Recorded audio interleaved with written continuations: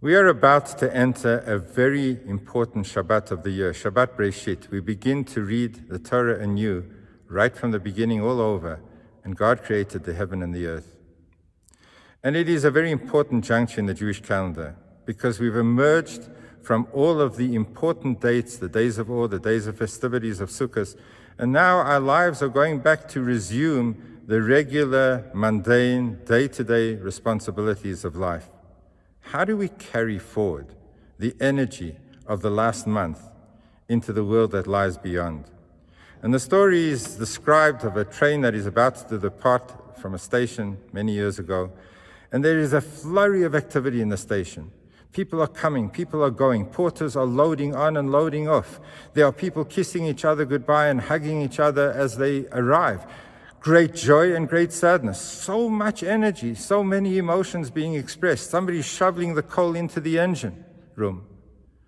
And then there's the person standing with a whistle about to blow the whistle for the moment that the train departs. And finally, the smoke emerges, bellows forth from the train, and the engine pulls out of the station. But something had happened. The person who was meant to put in the coupling pin between the engine and the rest of the train had forgotten to do his duty.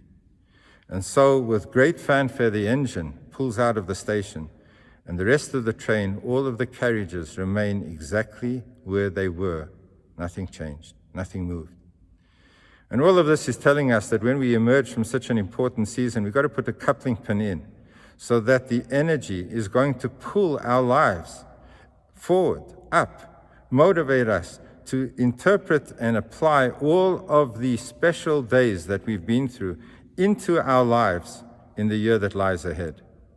This is the challenge of Shabbat Bereishit, and what we are told in this week, very first fiat of God in creation, was Vayomer Elokim Yehi Or, and God said, let there be light. And this is indicative of how we ought to approach our lives, to be lamplighters, to light up our lives. Very often, we are so focused on the problems and on the negativity that we don't do the obvious, and that is apply ourselves to an area in which we feel excited, enthusiastic, driven. We are passionate. We need to find the light. And as was the story where somebody approached the rabbi and said, how do I get rid of all the darkness in my life? And he said, take a broom and sweep away the darkness. And when he came back a week later and he said, Rabbi, it's not working. The darkness doesn't get swept away. He said, try something else. Light a candle. Because a little bit of light can expel so much darkness. We're sometimes so involved with all of the problems of our lives and trying to solve them that we forget to kindle our souls and to light up our lives with an energy that we are passionate about and excited about, with meaning and with purpose. So may we take this Shabbat Bereishit, a brand new beginning in a cycle of the year, in which we are told of creation, and God tells us that creation begins with light, with bringing light into the world. May we find the light inside of ourselves. Every single one of us has a talent, an ability, a purpose, something that we can contribute. May we look at our children and not only see the problems that we need to resolve and the extra lessons in all the weak areas of our child's life.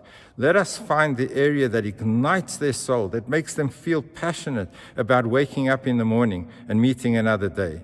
Yehi Or, let there be light. Let's put in the coupling pin. Let's begin the year that lies ahead with the energy and the force of the beautiful seasons that we've spent together. May the year ahead be filled with blessing. Shabbat Shalom.